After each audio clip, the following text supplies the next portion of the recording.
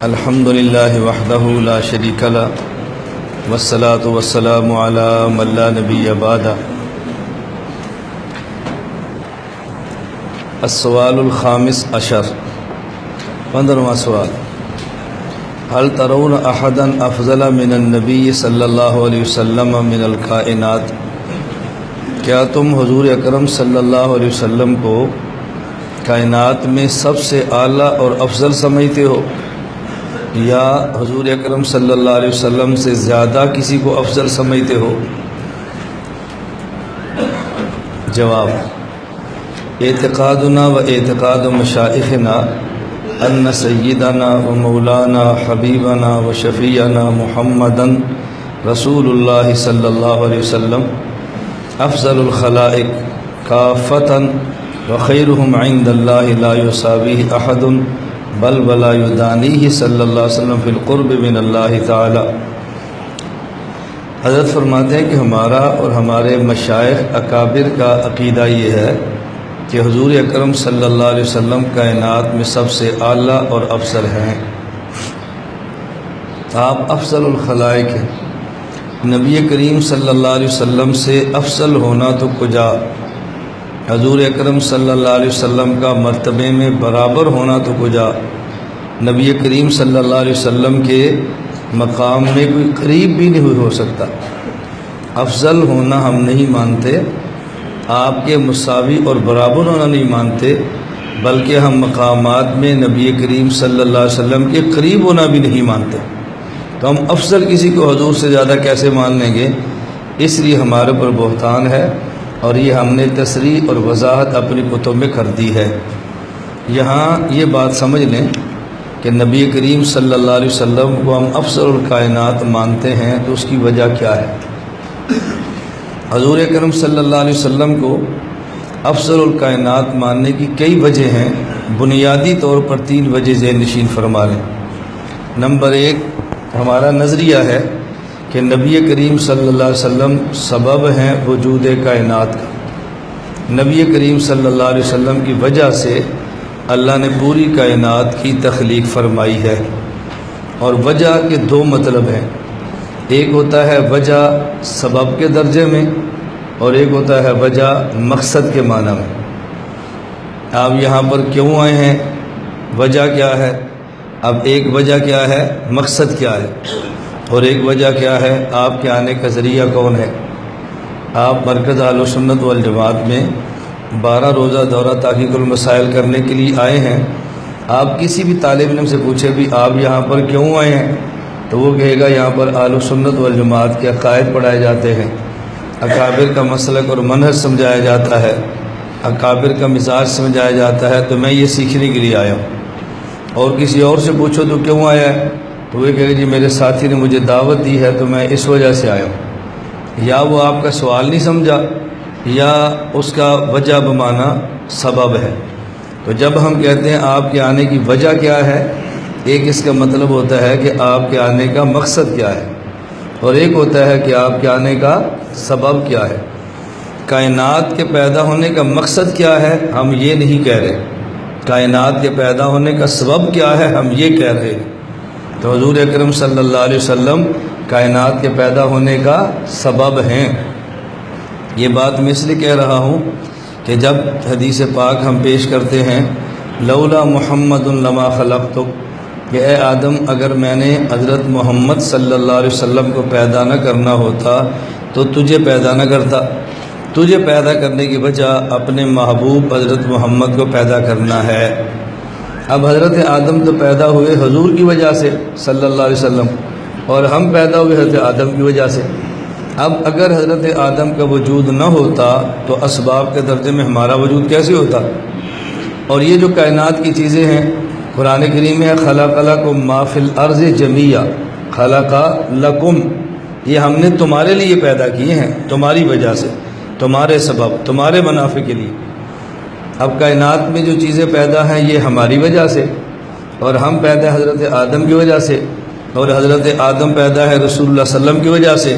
یہ کہنا بجا ہے کہ ساری مخلوق پیدا ہے حضرت رسول اللہ صلی اللہ علیہ وسلم کی وجہ سے. اب آپ کہیں گے یا تو خلق لکم ما فی الارض ہے، کہ جو کچھ چیزیں زمین میں ہیں وہ پیدا کی ہیں تمہارے لیے، اس میں آسمان اور زمین کا ذکر تو نہیں ہے، لیکن یہ بات تو طے شدہ ہے نا کہ جب تک اللہ نے انسان کو زندہ رکھنا ہے آسمانوں اور زمینوں کو رکھنا ہے، اور جب انسان کو فنا کرنے کا فیصلہ فرما لیں گے پھر نہ آسمان ہوگا نہ زمین ہوگی، نہ سورج ہوگا نہ چاند ہوگا، نہ ستارہ ہوگا نہ اور مخلوق ہوگی۔ تو یہ جو پوری دنیا میں کائنات میں چیزیں ہیں یہ کب تک ہے؟ جب تک انسان کو رکھنا ہے، اور جب انسان کو فنا کرنے کا فیصلہ فرما لیں گے کہ قیامت برپا کرنی ہے، اب اذا الشمس کورت واذا النجوم انکدرت واذا الجبال سیرت، یہ ساری چیزیں ختم ہو جائے گی نا، کیوں؟ اب انسان کو جو نہیں رکھنا۔ اب اس سے قرآن کریم کی ایک اور آیت آپ کو سمجھ آ گئی، لو یؤاخذ اللہ الناس بما کسبوا، اللہ فرماتے ہیں اگر ہم انسان کے اعمال بد کی وجہ سے دنیا میں مواخذہ کریں تو ما ترک علیہا من دابہ ما ترک علی ظہرہا، دونوں آیتیں ہیں، ہم زمین کی پشت پہ کوئی جانور بھی نہیں زندہ رہنے دیتے۔ اب ایک بندے میں ذہن میں سوال آتا ہے کہ جب مواخذہ انسان کا ہے انسان کے گناہوں کی وجہ سے، تو جانور کو زندہ کیوں نہیں رہنے دیتے؟ جانور کا کیا قصور ہے؟ انسان کو ہلاک کرے نا، جانور کو ہلاک کیوں کی ہے؟ اس کا جواب اب کتنا آسان ہے سمجھنا کہ جانور تو تھا انسان کے لیے، جب انسان ہی کو نہیں رکھنا تو جانور کو رکھنے کا فائدہ کیا ہوگا؟ اب آپ حضرات پڑھنے کے لیے آئے، میں ایک مثال دے رہا ہوں، بھئی یہ پنکھا چل رہا ہے کیوں؟ پڑھنا ہے، اور جب پڑھنے والا طالب علم ہے اس پنکھے کو رکھ کے کیا کرنا ہے اور چلا کر کیا کرنا ہے؟ تو انسان، جانور تو تھے انسان کے لیے، جب انسان کے مواخذے کی وجہ سے انسان ہی کو ختم کر دیا، اب دنیا میں جانور رکھنے کا فائدہ کیا ہوگا؟ اس لیے جانور کو ختم کرنا ظلم نہیں ہے کہ جی گناہ انسان کا ہے اور ہلاک جانور کیا جا رہا ہے۔ آپ کیا ہلاکت کا معنی ظلم ہے، اللہ کے ہلاکت کا معنی فنا ہے۔ جس کو اللہ نے پیدا کیا ہے اس کو اللہ نے دنیا سے ختم بھی کرنا ہے، کس کو کب کرنا ہے، کس کو کیوں کرنا ہے، یہ اللہ کے فیصلے اس میں بندہ دخل نہیں دے سکتا۔ اور رسول اکرم صلی اللہ علیہ وسلم افضل الکائنات ہے، ایک وجہ آ گئی، کیوں؟ آپ سبب وجود کائنات ہیں۔ میں نے آپ کو وجہ کے دو معنی بیان کر دیے، ایک وجہ کا معنی مقصد اور ایک وجہ کا معنی سبب۔ اس سے مسئلہ حل ہو گیا کہ جو مماتی کہتے ہیں قرآن کریم میں وما خلقت الجن والانس الا لیعبدون، کہ اللہ فرماتے ہیں ہم نے انسان کو پیدا کیا تاکہ میری عبادت کرے، اور تم کہتے ہو پیدا کیا کیونکہ حضور کو پیدا کرنا تھا، اور دلیل میں حدیث پیش کرتے لولا محمد لما خلقت، تو یہ حدیث تو قرآن کے خلاف ہے، اور جب قرآن کے خلاف آ جائے حدیث تو پھر حدیث قابل قبول نہیں ہوتی۔ میں عوام کو سمجھانے کے لیے اور عوام کے ذہن سازی کے لیے بیانات میں جملہ کہا کرتا ہوں، آپ وہ جملہ سمجھ لیں اور یاد کر لیں تو بڑی بات ہے۔ سمجھانا تو بات کا مرحلہ ہے نا کہ آپ اس جملے کو عوام میں کہنا کیسے ہے، پہلے سمجھ لیں اور یاد کر لیں۔ میں کہا کرتا ہوں کہ حدیث پیغمبر ہو اور قرآن کے خلاف ہو میں نہیں مانتا، حدیث پیغمبر ہو قرآن کے خلاف ہو میں نہیں مانتا۔ ہاں یہ ہو سکتا ہے حدیث پیغمبر ہو قرآن کے خلاف نہ ہو، البتہ قرآن کے خلاف نظر آئے، قرآن کے خلاف نہ ہو البتہ قرآن کے خلاف، اور جب حدیث پیغمبر قرآن کے خلاف نہ ہو اور قرآن کے خلاف نظر آئے تو اہل نظر سے نظر کا علاج کروائیں، اہل نظر سے نظر کا علاج کروائیں، تو حدیث قرآن کے خلاف نظر بھی نہیں آئے گی۔ اور الحمدللہ دیوبند کے پاس علم کی درسگاہ بھی ہے اور دیوبند کے پاس اہل نظر کی خانقاہ بھی ہے، دیوبند کے پاس اہل علم کی درسگاہ بھی ہے اور اہل نظر کی خانقاہ بھی ہے۔ ہم اہل نظر خود تو نہیں ہیں لیکن اہل نظر یہاں آتے رہتے ہیں، اس لیے میں بحمدللہ تحدیث بن نعمت کے طور پہ کہتا ہوں یہ مرکز اہل سنت والجماعت اہل علم کی درسگاہ بھی ہے اور اہل نظر کی خانقاہ بھی ہے۔ رسول اکرم صلی اللہ علیہ وسلم کے افضل الکائنات ہونے کی وجہ اب سمجھ آ گئی۔ جو مماثلت اعتراض کیا حدیث قرآن کے خلاف ہے، اب آپ سمجھ لیں حدیث قرآن کے خلاف ہے، کیوں؟ وما خلقت الجن والانس الا لیعبدون میں اللہ نے مقصد تخلیق بیان فرمایا۔ انسان کی تخلیق کا مقصد کیا ہے؟ عبادت خدا۔ لولا محمد لما خلقت، اس حدیث میں مقصد ہی بیان فرمایا، تخلیق انسانیت کا سبب بیان فرمایا۔ اب ہم کہتے ہیں کہ انسان کی پیدائش کا مقصد عبادت خدا ہے، اور انسان کی پیدائش کا سبب آمد مصطفیٰ ہے۔ تو ہم مقصد بھی مانتے ہیں، سبب بھی مانتے ہیں۔ اب بتاؤ، علم اتنا ہے کہ مقصد اور سبب میں فرق نہیں کر سکتے، اور اعتراض کس پہ ہے؟ علماء دیوبند پہ، اکابر دیوبند پہ۔ اپنے علم کی سطح دیکھو اور جن پہ اعتراض کرتے ہیں ان کی شان بھی دیکھو۔ بعض لوگوں کا مزاج یہ کہ اعتراض بڑوں پہ کرتے ہیں، چھوٹے پر نہیں کرتے، کیوں؟ وہ سمجھتے ہیں کہ اس سے میں بڑا ہو جاؤں گا۔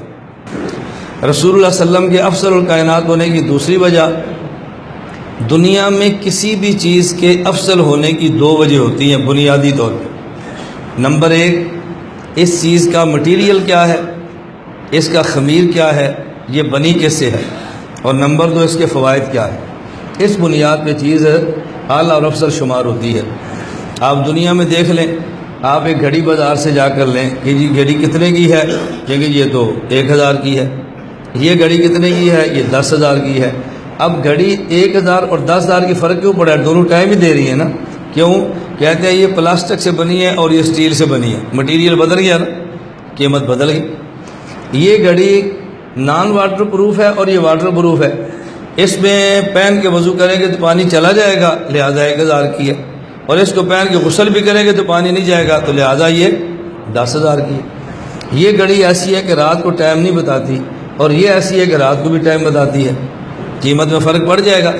یہ گھڑی ایسی ہے کہ جو رات کو نمازوں کے اوقات بتاتی ہے اور یہ نہیں بتاتی، تو قیمتوں میں فرق پڑتا ہے۔ چیز اعلیٰ افضل کیوں ہوتی ہے؟ نمبر ایک مٹیریل کیا ہے، اور نمبر دو فوائد کیا ہے۔ ہم کہتے ہیں حضور اکرم صلی اللہ علیہ وسلم پوری کائنات میں سب سے افضل ہیں۔ پہلے یہ دیکھیں کہ پیغمبر کا وجود اطہر بنا کس سے ہے، حضور کا وجود اطہر کس سے بنا ہے۔ عام نبی کا وجود مٹی سے بنتا ہے، اور پیغمبر کا وجود اصلی حضور کا جنت الفردوس سے بنتا ہے۔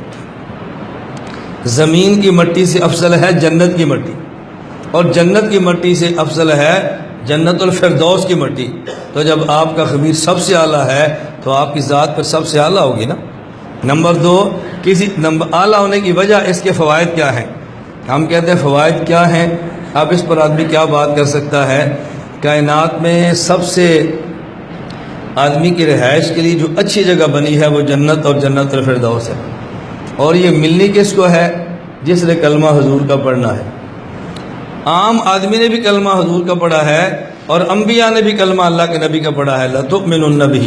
یہ مزید میں تحذیر الناس پہ بات کروں گا انشاءاللہ۔ عام انسانوں نے بھی اور انبیاء نے بھی کلمہ رسول اللہ صلی اللہ علیہ وسلم کا پڑھا ہے۔ اس کا معنی یہ ہے کہ آدمی کو سب سے اچھی رہائش، سب سے سہولت والی زندگی جو ملے گی وہ حضور کی وجہ سے ملے گی۔ تو آپ اندازہ کریں نا نبی کے آنے کا فائدہ کیا ہے۔ آپ اے سی لگا لیں، کمرہ ٹھنڈا، تھوڑی دیر بعد پھر گرم۔ آپ کوئی پھل کھا لیں، کھایا پیٹ خراب۔ اور جنت کی جو نعمتیں ہیں، میں آپ کو تفصیل میں نہیں جا رہا، صرف اشارہ کرو، ایک نعمت بتا رہا ہوں، باقی ساری نعمتیں تو بات کی، ایک نعمت دیکھ لیں۔ دنیا میں رہنے کے اعتبار سے تو جنت جسم کی راحت کے لیے سب سے اچھی جگہ ہے دنیا میں، اور دنیا میں سب سے اچھی چیز انسان کی روحانیت کے لیے وہ اللہ کا دیدار ہے۔ روحانیت میں اس سے بڑی نعمت کوئی نہیں کہ اللہ کا دیدار مل جائے۔ تو اللہ کا دیدار کب ہوگا؟ جب حضور پر ایمان لائیں گے، یا ایمان لائے بغیر ہو جائے گا؟ ایمان لائیں گے تو ہوگا۔ تو نبی پاک صلی اللہ علیہ وسلم کے صدقے مادیت میں سب سے بہترین جگہ وہ جنت مل جائے گی، اور روحانیت کی سب سے اچھی جگہ، سب سے اچھی چیز اللہ کا دیدار مل جائے گا۔